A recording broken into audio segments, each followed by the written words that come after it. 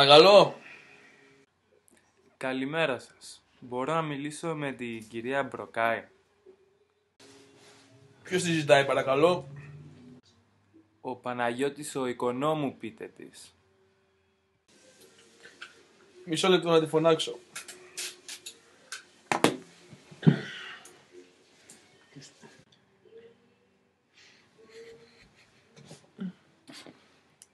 Λέγεται. Έλα, Αρλέντα.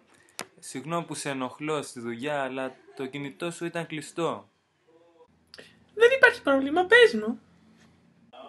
Κοίτα, ο Φίβος, ο γιος μου, πήρε το πτυχίο του και το γιορτάζουμε το Σαββάτο το βράδυ στο καφενείο.